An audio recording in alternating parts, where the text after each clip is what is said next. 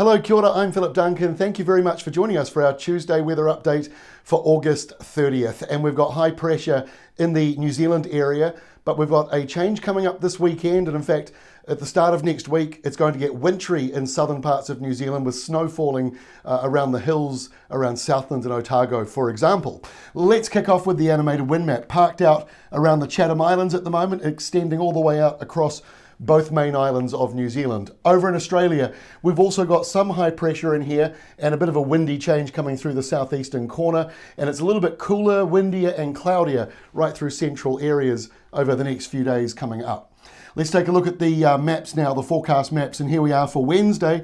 The high still parked out over the Chatham Islands, and now it's starting to weaken over the South Island. That allows a windier nor'wester to come through, so won't be very frosty as those winds start to push through, and a bit wet on the west coast as well, but dry and calm in the north, still quite cold, maybe some frost around when you wake up in the morning. In Australia, big high pressure zone now pushing through the southeastern corner, a couple of showers going up the coastline there, driven in by an easterly, and one or two showers popping up through the interior as well. Now by Thursday, speaking of the interior, it's going to be several degrees cooler than average as a result of that unusual setup with rain right in the middle part there and those easterly winds.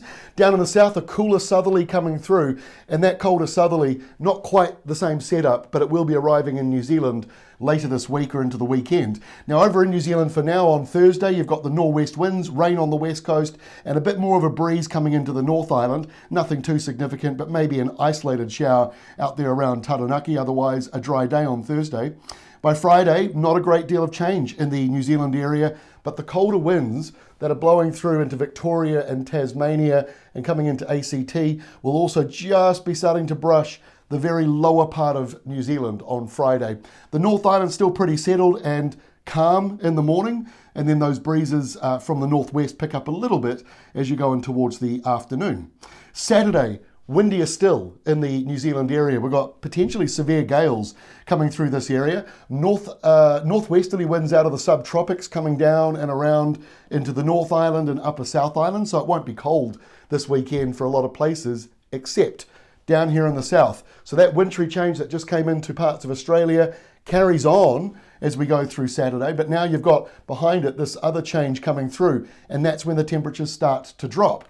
So by Sunday, we've got a big area of low pressure south of New Zealand. We've got a high out towards Tasmania shaped north to south, and that encourages this wintry southerly to come up. We are seeing snow flurries in parts of the lower South Island next week, but meanwhile in the north, subtropical winds coming through on Sunday as low pressure in the Tasman moves even closer. So two very different weather systems on Sunday around the New Zealand area. And just finally, if you go to ruralweather.co.nz, you can now see, this is for Gore, you can see the snow icon showing up there for a few days, but for Dunedin, it's not showing up. So we're obviously on the bit of the fence a wee bit with how far that snow will go at the start of next week or this coming Sunday. Worth keeping an eye on. If you see the snow icon, that's usually a fairly confident sign that snow is going to fall, but we'll get more detailed about that later on this week. That's all from me for today though. We'll see you again on Wednesday with our next update.